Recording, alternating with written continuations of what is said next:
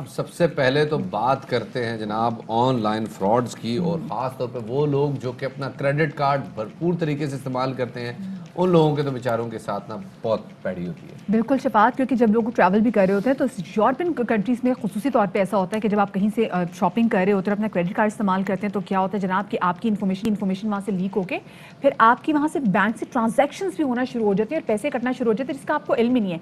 हम ये बाहर के ममालिक में ऐसा सुनते थे, लेकिन अब लाहौर में ऐसा हुआ है कि एक ही दिन में ऑलमोस्ट 16 सार्फिन जो हैं वो बिल्कुल लुटे गए जनाब, और उनको एकदम से मैसेज आना शुरू हो गए कि उनके अकाउंट में से ट्रांजैक्शंस हो रही हैं। और सदर आरिफ अलवी ने इस हवाले से सख्ती से नोटिस लेते हुए कहा है कि इनको इनकी रकम वापस की जाए।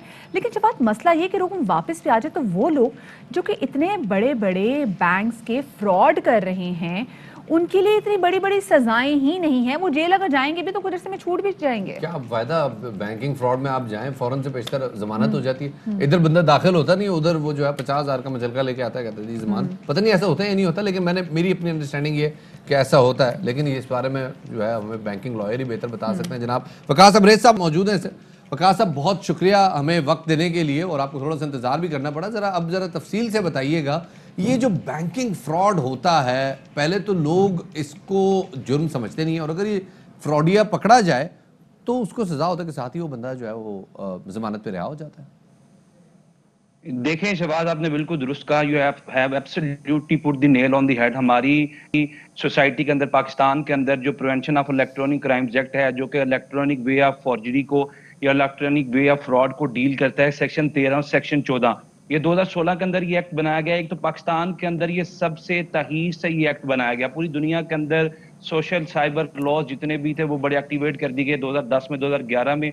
अनफॉर्चुनेटली पाकिस्तान में एक तहरीर से बनाया गया, और फिर बनाने के बाद वो मैकेनिज्म, वो पनिशमेंट, वो सजाएं ही इन्फोर्स नहीं की जा सकी, जिससे ये शरपसंद नासिर हैं, ये फ्रॉडिये हैं, ये चीटर्स हैं, ये डिसीवर्स हैं, इनके गिर्द घेरा तंग किया जा सके। जहां तक सेक्शन 13 और 14 की बात है, आपने बिल्कुल दुरुस्त बजा फरमाया कि हमारे लॉ के अंदर जो प्रोविजंस हैं वो इनसफिशिएंट है, वो इनफेक्टिव हैं। चूंकि सेक्शन 13 और 14 जो इलेक्ट्रॉनिक फोर्जरी और इलेक्ट्रॉनिक फ्रॉड को डील करता है, हैकर से डील करता है, बैंकिंग इलेक्ट्रॉनिक फ्रॉड से डील करता है, उसकी सजा सेक्शन 13 में 3 साल है, और जब वो इलेक्ट्रॉनिक फ्रॉड होगा तो उसकी 2 साल सेक्शन 14 इसको डिफाइन करता है। और at the very next day, जब 24 घंटों के अंदर उस फ्रॉडिये को, उस चीटर को अगर पकड़ भी लिया जाता है, पहले तो ये पाकिस्तान के अंदर इन लोगों को पकड़ा ही नहीं जाता। हमारे पास वो इंफ्रास्ट्रक्चर ही नहीं है, हमारे इदारों के पास वो कैपेसिटी बिल्डिंग ही नहीं है कि जिससे इन जो शरपसंद नासर के गिर्द घेरा तंग किया जा सके।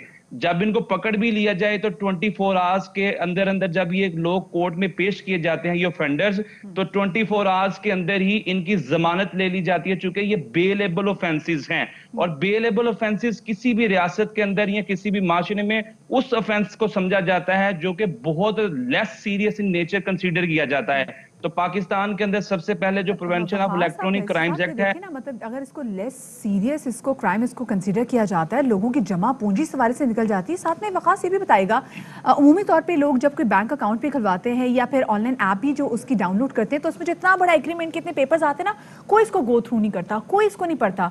तो क्या वहां पर भी इस किस्म की कोई शिक मौजूद नहीं है जो कि सार्फिन को इतनी प्रोटेक्शन दे?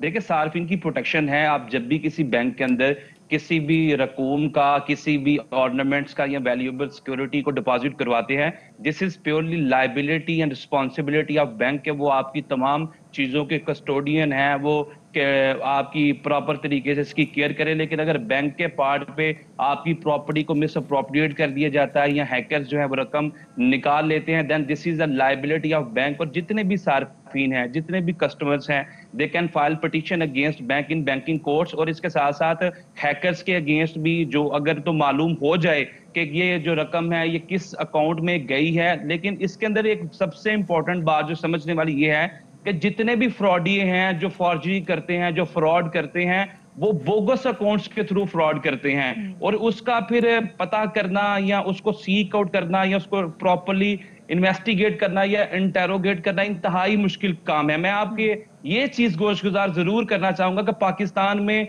फ्रॉडियों के पास और फॉर्जरी करने वालों के पास तमाम इक्विपमेंट्स मौजूद हैं, तमाम टूल्स मौजूद हैं, तमाम टेक्नोलॉजीज मौजूद हैं, लेकिन अनफॉर्चुनेटली हमारी एफआईए की साइबर विंग के पास मौजूद नहीं है। फ्रॉडियों के पास कानून का वो भी है, डिफेंस भी है कि वो सुकून से अगर फ्रॉड कर भी ले 24 घंटे में जमानत करके बाहर निकल जाएंगे। बहुत बहुत शुक्रिया जी। वकास अबरेज साहब हमारे साथ मौजूद थे, बैंकिंग लॉयर हैं। ज़रूरत इस बात की है कि इस हवाले से कानून सख्त किया जाए और लोगों को मज़ीद इसके जो है ना कानून के शिकंजे में लाया जाए, अदरवाइज लोग महरूम होते चले जाएंगे। जितना ज़्यादा हम डिजिटल की तरफ जा रहे हैं उतने सख्त हमें कवानीन भी चाहिए। और इसलिए शफात, क्योंकि जहाँ जहाँ कवानीन में ऐसे लूप होल्स मौजूद होंगे, कैसे बड़े बड़े फ्रॉडियर जो है वो कानून के शिकंजे से बड़े आसानी से 3 या 4 साल के बाद बाहर निकल जाएंगे, तो और उनकी मजीद जो है उनको हौसला मिलेगा कि भी हम ऐसा फ्रॉड दोबारा कर सकते हैं। खैर जी, Fly with PIA and save gold. Register now. Scan QR code and register yourself to get gold and loyalty benefits. Powered by ARY Sahulat Wallet.